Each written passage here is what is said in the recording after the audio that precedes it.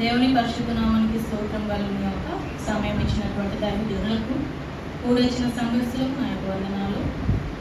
ఇది నా రెండవ మాట గురించి మనము ధ్యానిస్తుండగా మొట్టమొదటిగా లూకాసు సువార్త 23వ అధ్యాయము 33వ వచనం నుండి 42వ వచనం వరకు చదువుకున్నామండి.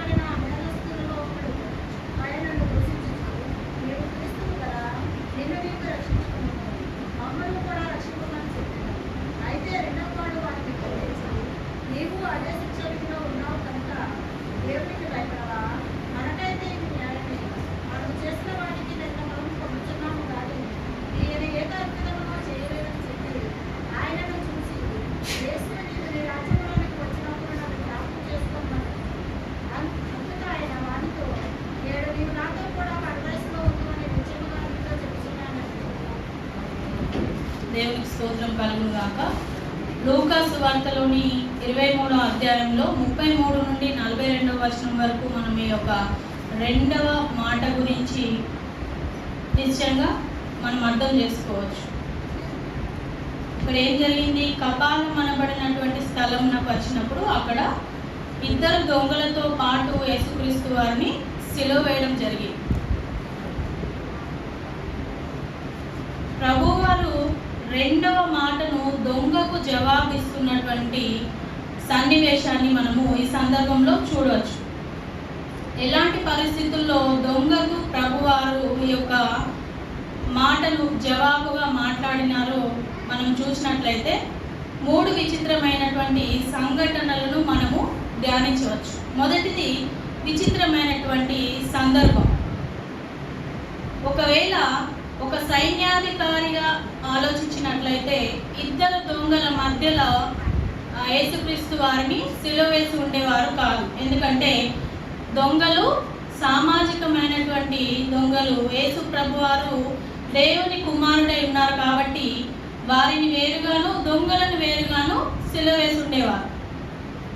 కానీ ఇక్కడ అలా జరగలేదు. ప్రభువారిని ఒక దగ్గర పెట్టి ఇద్దరిని కూడా వేరే దగ్గర సిలువ వేయకుండా కుడి వైపున ఒక దొంగను ఎడమ వైపున ఒక దొంగను ఉంచి మధ్యలో యేసు ప్రభు వారిని పెట్టడము జరిగింది. పైగా ఇద్దరు వ్యక్తులు యేసు ప్రభు వారి గురించి సాక్ష్యం ఇవ్వడం జరిగింది. ఇక్కడ హేరోదు గారు ఈయనలో నాకు ఎలాంటి పాపము కనబడలేదు, ఎలాంటి తప్పు కనబడలేదని తను వివరించారు. పిలాతు గారు కూడా యేసు ప్రభు వారిలో ఎలాంటి పాపము కనబడలేదని తను చెప్పడం జరిగింది. అయినప్పటికీ కూడా బలవంతంగా యేసు ప్రభు వారిని దొంగల మధ్యలో సిలువ వేయడము జరిగింది. ఇది ఎందుకు జరిగింది అంటే మనము సూటిగా చెప్పవచ్చు, ఇది లేఖనాల నెరవేర్పు కొరకు మాత్రమే జరిగిందని మనము ఖచ్చితంగా చెప్పవచ్చు. ప్రవచనాల నెరవేర్పుగా జరగడం ఏంటి అంటే క్రీస్తు వారు సిలువలో చనిపోవడానికి 700 సంవత్సరాలకి ముందు యెషయా అనే భక్తుడు ఈ యొక్క ప్రవచనాన్ని ఇవ్వడం జరిగింది. యెషయా గ్రంథము 53వ అధ్యాయము 12వ వచనంలో మనము ఈ విషయాన్ని గమనించవచ్చు. కావున గొప్పవారితో ఎడతెగి పాలు పంచి పెట్టెదను, గనులతో కలిసి అతడు కొల్ల సొమ్ము విభాగించుకొనును. ఏలయనగా మరణమునందునట్లు అతడు తన ప్రాణమును ధారపోసెను. అతిక్రమము చేయువారిలో ఎంచబడిన వాడాయను. అనేకుల పాపము భరించుచు తిరుగుబాటు చేసిన వారిని గురించి విజ్ఞాపనము చేసెను. చాలండి. ఈ 12వ వచనంలో మనం చూసినట్లయితే ఏలైనగా మరణం నొందినట్లు అతడు తన ప్రాణమును ధారపోసెను, అతిక్రమము చేయు వారితో ఎంచబడిన వాడాయను అని ఇక్కడ మనము ధ్యానించగలుగుతున్నాం. అతిక్రమము చేయు వారితో ఎంచబడిన వాడాయను. దీన్ని బట్టి ఈ ప్రవచనము నెరవేరిందని మనము గమనించవచ్చు. ఇరువైపులా పేరు మోసిన దొంగలు ఉన్నప్పటికీ వారి మధ్యలో ప్రభువారు పెట్టబడినారు. ఎందుకు ఈ సందర్భం, ఎందుకు ఈ విషయం జరిగింది అంటే రోమా సామ్రాజ్యం గురించి మొదటగా మనము తెలుసుకోవాలి. ఆ కాలంలో రోమా సామ్రాజ్యంలో శిక్షలు చాలా కఠినంగా ఉండేవి. అంటే రాళ్లతో కొట్టి చంపడము, బల్లాలతో పొడిచి చంపడము, సిలువ వేయడము, వాళ్ళు చేసిన ప్రతి అతిక్రమానికి బలమైన శిక్షలు, కఠినమైన శిక్షలు ఉండేవి. ప్రభువారిని మాత్రమే సిలువ వేశారని కొందరు ఈ ప్రవచనాల ద్వారా కానీ లేదంటే సంఘాల్లో కానీ వివరిస్తూ ఉంటారు. కానీ ప్రభువారి కంటే ముందు చాలా మందిని రోమా సామ్రాజ్యంలో సిలువ వేయడం జరిగింది. ప్రభువారిని సిలువ వేసిన తర్వాత కూడా చాలా మందిని సిలువ వేయడము జరిగింది. అంటే అది కామన్ శిక్ష రోమా సామ్రాజ్యంలో. అయితే ఎక్కడైతే ఈ రోమా సామ్రాజ్యంలో సిలువ వేస్తున్నారో సిలువ వేయబడిన వ్యక్తికి ఆ కాలంలో ఎలాంటి విలువ ఉండేది కాదనమాట. ఎందుకు ఈ సిలువ వేశారు అని మనం ధ్యానించినప్పుడు ఇరువురు దొంగల మధ్యలో ప్రభువారిని సిలువ వేశారని ధ్యానిస్తున్నాం. ఎందుకు వేశారంటున్నారు? అతిక్రమము చేయు వారితో కూడా ఈయనను పాలువారిగా ఎంచబడినారు. ప్రవచన నెరవేర్పు కొరకే ఇది జరిగిందని మనము ధ్యానిస్తున్నాం. రోమా సామ్రాజ్యంలో సిలువ వేసిన వారికి ఎలాంటి విలువ ఉండదు. అంటే దొంగలకు సిలువ వేసినారు కాబట్టి వారికి ఎలాంటి విలువ ఉండదు. వారితో సమానంగా ప్రభువారిని కూడా సిలువ వేసినారు కాబట్టి ప్రభువారి విలువను కూడా తీయాలనే ఉద్దేశంతో వారితో కలిపి సిలువ వేయడము జరిగింది.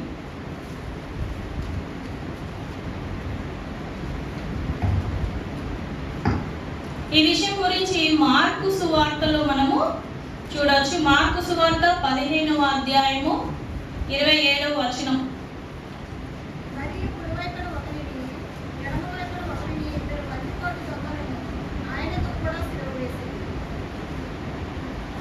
ఇక్కడ ఫుట్ నోట్ లో మనం చూడొచ్చు, లేఖనానికి నెరవేర్పుగా జరిగిందని మనకు స్పష్టంగా అర్థమవుతుంది. ఈ మార్కు సువార్త 15వ అధ్యాయము 27వ వచనం చదివిన తర్వాత ఫుట్ నోట్ లో ఉంది చూడండి, లేఖనానికి నెరవేర్పుగా జరిగిందని మనకి స్పష్టంగా అర్థమవుతుంది. It's not a accidental thing, it's a appointment thing అని మనము చెప్పొచ్చు. ప్రభువారికి ఏది కూడా యాక్సిడెంటల్ గా జరగదు, దానంతట దానే ఏది జరగలేదు. లేఖనాల నెరవేర్పు కోసం, అంటే ముందుగానే ఈ యొక్క విషయాన్ని నిర్ణయించినారు కాబట్టి, భక్తులు లేఖనాల ద్వారా సెలవిచ్చినారు కాబట్టి దానికి నెరవేర్పుగా ప్రభువారు ముందుగానే నిర్ణయించుకున్నారు కాబట్టి ఈ సందర్భం అనేది జరిగింది. రెండో విషయము, విచిత్రమైనటువంటి విజ్ఞాపన మనము ఈ సందర్భంలో చూడొచ్చు.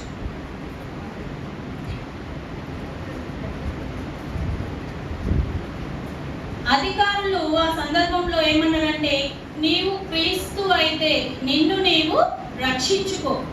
సైనికులు ఏమంటున్నారంటే, రాజు అయితే నిన్ను నీవు రక్షించుకో.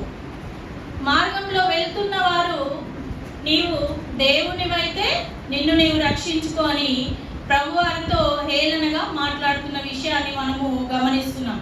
మత్తయి సువార్త 27వ అధ్యాయము 44వ వచనంలో మనం చూసినట్లయితే, మత్తయి సువార్త 27వ అధ్యాయము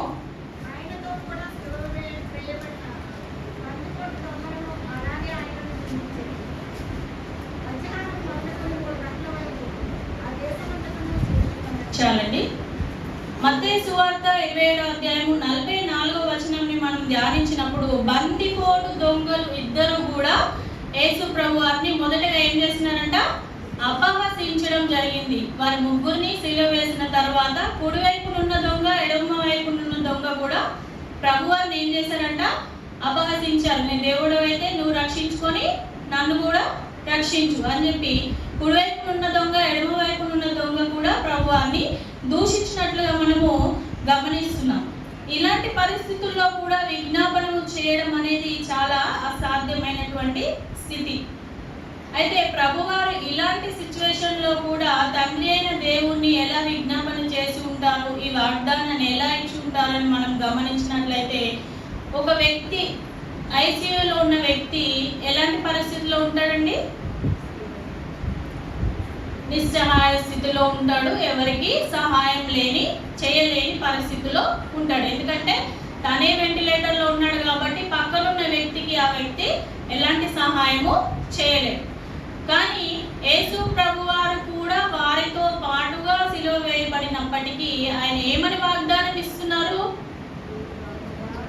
నేడు నీవు నాతో కూడా పరదేశులో ఉండువు. ఆ వాగ్దానాన్ని ప్రభువారు ఎలా ఇవ్వగలిగినారు? తండ్రితో నిరంతరము తన ప్రార్థనలో సహవాసంలో ఉన్నారు కాబట్టి ధైర్యంగా తను ఏమి ఇవ్వగలిగినారు? వాగ్దానాన్ని ఇవ్వగలిగినారు. దొంగ అడిగిన ప్రశ్నకు సమాధానాన్ని ఇవ్వగలిగినారు.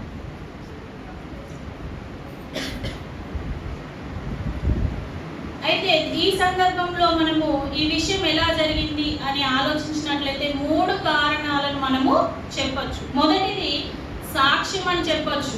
దొంగ విజ్ఞాపన ఎలా చేశాడు, ప్రశ్న ఎలా అడగగలిగినాడు అంటే ఆయనకి ప్రభువారు మనల్ని విమోచిస్తారు, పరలోకానికి మనం తీసుకెళ్తారని ధైర్యంగా ఎలా ప్రభువారిని అడగగలిగినాడు అంటే దొంగలో ఫస్ట్ ఏమొచ్చింది?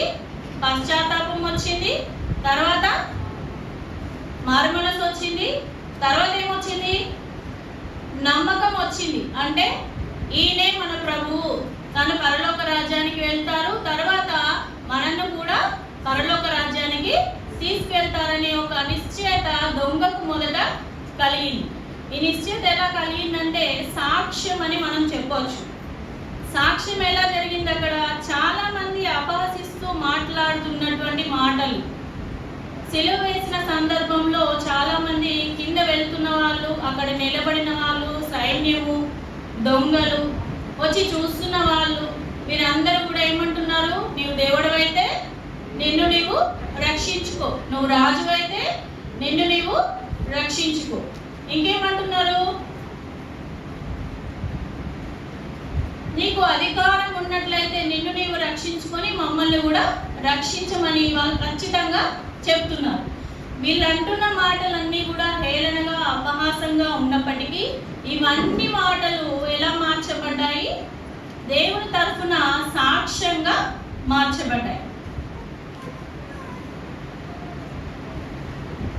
అయితే అప్పటికే ప్రభువారు అనేక మందిని రక్షించారు. ఆయన ఎందుకు వచ్చారండి భూలోకానికి? ఎందుకు వచ్చారు? పాపులను రక్షించడానికి, నశించిపోతున్న వారిని వెతికి రక్షించడానికి ఆయన వచ్చారని మనందరికీ తెలుసు. ఆయన సేవ చేసిన 3.5 సంవత్సరాల్లో ఏమేమి చేశారండి? రక్షణ ఇచ్చారు, విడుదలిచ్చారు, స్వస్థతనిచ్చారు. అవునా? అప్పటికే ఇవన్నీ జరిగినాయి కాబట్టి జనులు తిడుతున్న విషయాలు, అవమానిస్తున్నప్పటికీ, అపహసిస్తున్నప్పటికీ ఆ విషయాలన్నీ కూడా ఎలా మారినాయంట? సాక్ష్యంగా మార్చబడ్డాయి. అయితే జనులందరూ ఈ విషయాలన్నీ జరిగినవి కాబట్టే సత్యమే మాట్లాడారు, అపహసించినప్పటికీ. కాబట్టి అవన్నీ కూడా సాక్ష్యంగా మార్చబడినట్లు మనం చూస్తున్నాం. రెండవ సందర్భము సువార్త. సాక్ష్యం తర్వాత ఏం జరిగిందక? సువార్త అనేది జరిగింది. సువార్త ఎలా జరిగింది చూస్తున్నట్లయితే మనము జనులు కోపంతో ప్రభువారిని తిట్టినప్పటికీ, అయితే ఇక్కడ పిలాతు ఏమని చెప్పాడు? ఈయన యందు ఏ పాపమును లేదని చెప్పాడు. అయితే ఆయన కోపంతో చేసినప్పటికీ లేదా ఖచ్చితంగా చేసినప్పటికీ ఒక పిలాతు ఒక పని చేయడం జరిగింది. యేసుక్రీస్తు ప్రభువారిని సిలువ వేసినప్పుడు ఆ సిలువ పైన ఏం రాస్తుంటారండి? యూదుల రాజు. ఇంకా 4 అక్షరాలు రాయబడి ఉంటాయి. INRA అని 4 అక్షరాలు, ఇంద్రి అనే అక్షరాలు రాయబడి ఉంటాయి. అయితే రోమా సామ్రాజ్యంలో ఉంటున్నటువంటి ప్రజలు మూడు భాషలను అర్థం చేసుకునేవారు. ఆ మూడు భాషలు అర్థం కావడానికి INRI అని ఆ పై విలాసాన్ని రాయడం జరిగింది. INRI అనే అక్షరాలకు మూడు భాషల్లో సందేశాన్ని పిలాతు వారు ఇష్టంతోనో ఇష్టం లేకుండానో ఇవ్వడము జరిగింది. అయితే ఇది కూడా మంచి కొరకే జరిగింది. ఆ ప్రాంతంలో వెళ్తున్న వారు ఈ మూడు భాషలు అర్థం చేసుకుంటారు కాబట్టి ఈ INRI అనే విషయాన్ని రాస్తూ పిలాతు ఒక సందేశాన్ని ఇచ్చాడు. ఈ సందేశాన్ని మనము యోహాను సువార్త 19వ అధ్యాయము 19వ వచనంలో చూడొచ్చు. మరియు పిలాతు యూదుల రాజైన నజరేయుడగు యేసు అను పై విలాసము రాయించి శిలువ మీద పెట్టించెను. దీనికి అర్థం ఏంటంట? యూదుల రాజు అనే పై విలాసము రాయించి పెట్టాడు. INRI అనే పదానికి అర్థము ఐ అంటే జీసస్, ఎన్ అంటే నజరేత్, ఆర్ అంటే రెక్స్, ఐ అంటే ఇడరోయిడ్. యేసు నజరేతుకు చెందినవాడు మరియు ఆయన రాజు, యూదయా దేశానికి చెందినటువంటి రాజు అనేది ఈ INRI అనే మాటలో మనము చూడొచ్చు. అయితే ఇది రాయడం వల్ల, ఇంద్రి అనే పదాన్ని రాయడం వల్ల ప్రభువారికి యూదుల రాజు, నజరేతు మరియు యూదయా దేశానికి చెందినవాడు అనే ఆ రోమా సామ్రాజ్యంలో ఉన్నటువంటి ప్రజలందరికీ కూడా ఏమైందంట? అర్థమైంది. అర్థమవడం ద్వారా వాళ్ళు చెప్పకనే చెప్పినట్లు సువార్త జరిగిపోయింది. అయితే ఆ మాటలో పెట్టినప్పుడు చుట్టూ ఉన్న అధికారులు అలా పెట్టారేంటి అని రాజుగారిని ప్రశ్నించినప్పుడు యూదుల రాజు అని చెప్పుకున్నాడు అని పెట్టుంటే బాగుండు అని కూడా ఒక సలహా ఇవ్వడము జరిగింది. అంటే యూదుల రాజు అని మనం అనడం కాదు, కానీ ఆయనే యూదుల రాజు అని చెప్పుకున్నాడు అని పెట్టండి అని అక్కడ ఉన్నటువంటి అధికారులు రాజుకు సలహా ఇవ్వడం జరిగింది. అంటే ఎలాంటి అవసరము లేదు, నేను ఇది రాయించాను కాబట్టి ఇదే ఉంటుందని చెప్పి ఆయన ఖచ్చితంగా చెప్పడం జరిగింది. యోహాను సువార్త 19వ అధ్యాయము 20వ వచనం నుండి 22వ వచనం వరకు చూస్తే మనకి ఈ విషయము అర్థమవుతుంది.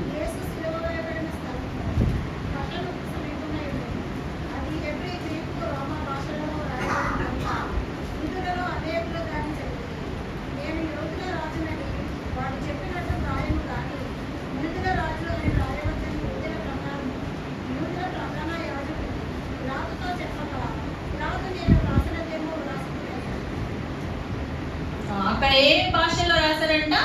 హెబ్రీ, గ్రీకు, రోమా భాషల్లో రాయడం జరిగింది. ఏమని రాశారంటండి? యూదుల రాజు అని ఆయన చెప్పుకున్నాడని రాయండి అని చెప్పి రాజుకు సలహా ఇచ్చినట్లుగా మనము ఖచ్చితంగా చూస్తున్నాం. అయితే నేను రాసినదేదో రాశానని రాజు కూడా సమాధానం ఇవ్వడము ఈ సందర్భాన్ని మనము చూస్తున్నాం. అయితే సువార్త ఆ రోజుల్లో ఇంత కఠినంగా జరిగింది. ఒక వ్యక్తిని సిలువ వేసిన తర్వాత ఆయన గురించి ఏదో ఒక సాక్ష్యం ఇవ్వడము, దాని ద్వారా సువార్త జరగడం అనేది జరిగింది. ఈ కాలంలో అయితే మనకు అనేక సామాజిక మాధ్యమాల ద్వారా మనము సువార్తని వింటున్నాము, చూస్తున్నాము. అనేక సంఘాల ద్వారా, అనేక లేఖనాల ద్వారా, అనేక ప్రసంగాల ద్వారా మనం దేవుని గురించి ఖచ్చితంగా తెలుసుకుంటున్నాం. మనకి ఎన్ని నిబంధనలు ఉన్నాయండి? 2 నిబంధనలు ఉన్నాయి, ఇంకా 66 పుస్తకాలు ఉన్నాయి, 4 సువార్తలు ఉన్నాయి.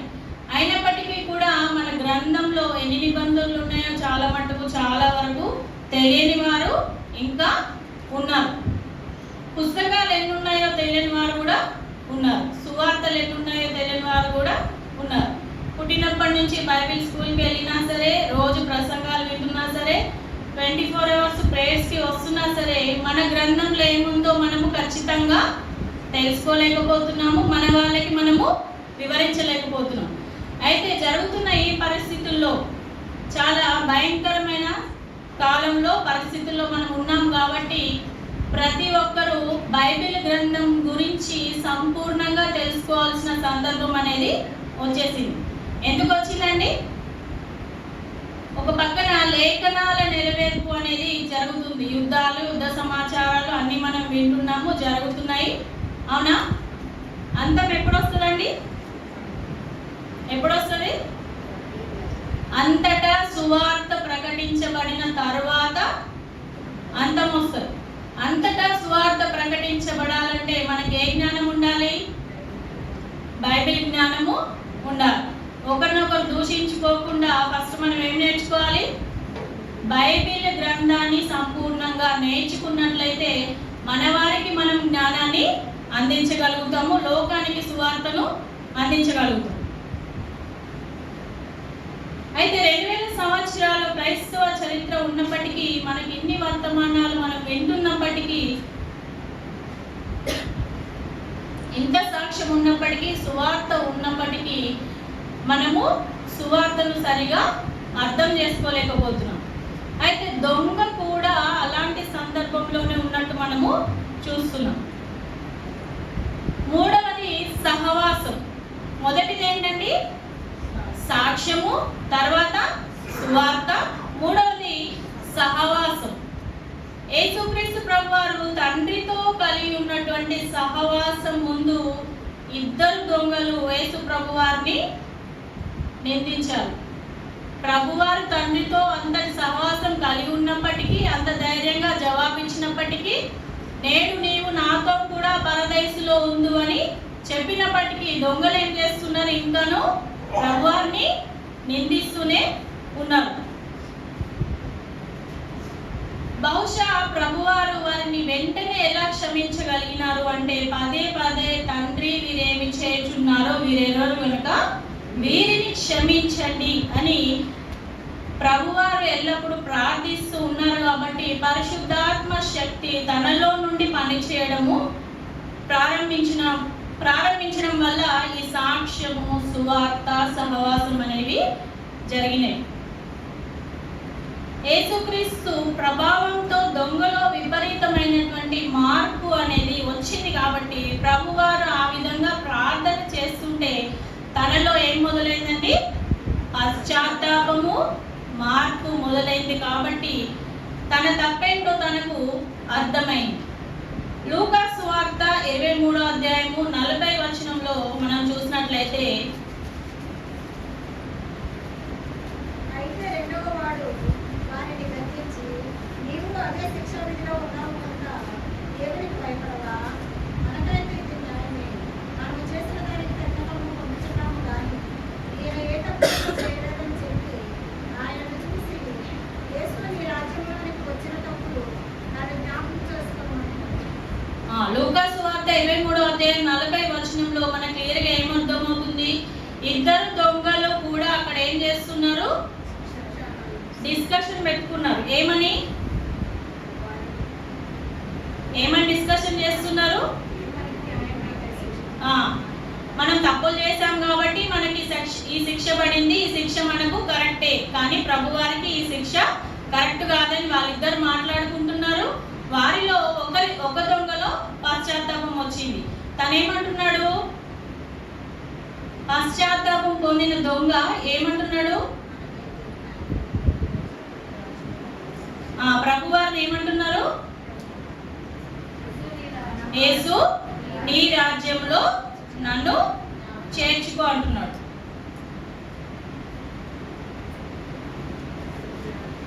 బహుశా దొంగకు ఇలాంటి సందర్భాలు ఎన్నో వచ్చినాయి. అంటే పశ్చాత్తాపం పొందే సందర్భాలు ఎన్నో వచ్చుంటాయని మనము అనుకోవచ్చు. ఎన్నో సందర్భాల్లో యేసు ప్రభువారిని గురించి విన్నారేమో, చాలాసార్లు పశ్చాత్తాప పడ్డారేమో, అందుకే శిలువెక్కగానే ప్రభువారి గురించి తెలుసుకొని వెంటనే మారు మనసు పొందారని ఈ సందర్భంలో మనం అనుకుంటున్నాం. అవునండి? అవునా? కానీ అలా జరగలేదు.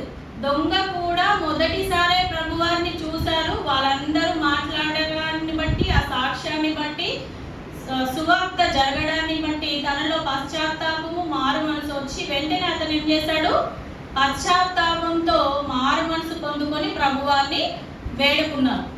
మన మధ్యలో మనకి ఎన్ని అవకాశాలు వచ్చినప్పటికీ మనం ఎప్పుడూ కూడా పశ్చాత్తాపపు ధోరణిలోకి ఎప్పుడు వెళ్ళట్లేదు. ఎందుకు వెళ్ళట్లేదు అంటారు?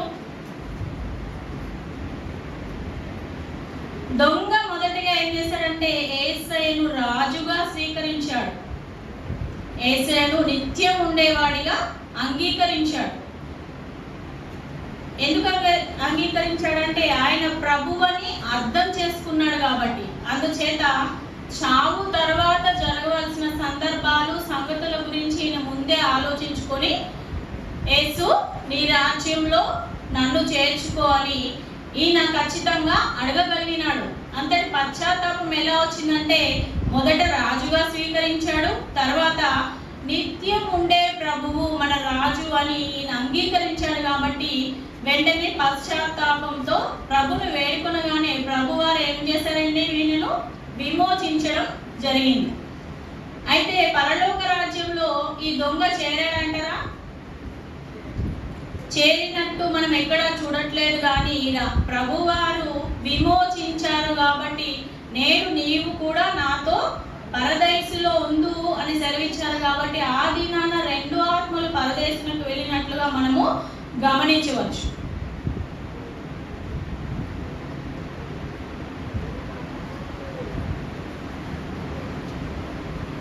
అయితే ఇద్దరు దొంగలు కూడా ఒకే సందర్భంలో ఉన్నారు, ఒకే విషయాలు గమనించారు.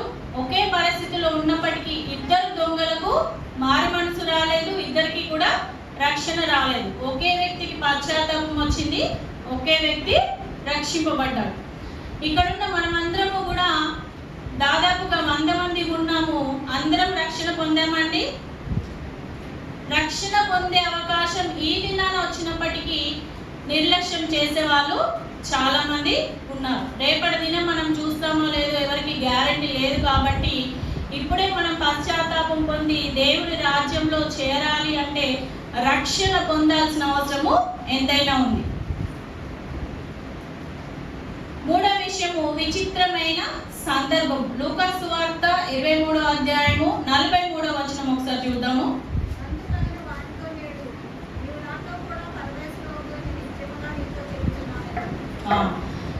ప్రభువారితో పాటు సిలువ వేసిన తర్వాత దొంగ వెంటనే సహాయం అడిగినప్పుడు ప్రభువారు ఆయనను గద్దించలేదు, కించపరచలేదు.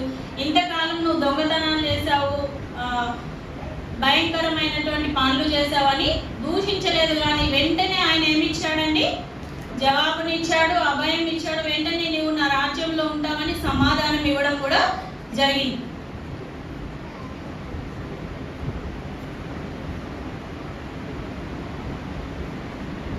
ఇక్కడ ముగ్గురు వ్యక్తులు చనిపోతున్న విషయాన్ని మనము ఒక భక్తుడు సెలవిస్తున్నప్పుడు చూడవచ్చు. 3 సందర్భాల్లో ముగ్గురు వ్యక్తులు ఇక్కడ మరణిస్తున్నారు. పాపుల కోసం ఒక వ్యక్తి మరణిస్తున్నారు, పాపంతో ఒక వ్యక్తి మరణిస్తున్నారు, పాపం నుండి బయటపడుతూ ఒక వ్యక్తి మరణిస్తున్నారు. పాపుల కోసం మరణించింది ఎవరండి? యేసు ప్రభువారు. ఆయన మన రక్షకుడు కాబట్టి పాపుల కోసం ఆయన మరణించారు. పాపంలో మరణించిన వ్యక్తి పాపి, అంటే మారు మనసు పొందని దొంగ పాపంలోనే మరణిస్తున్నాడు. మారు మనసు పొందిన దొంగ పాపం నుండి విడిపించబడి రక్షణ పొందడానికి మరణిస్తున్నాడు.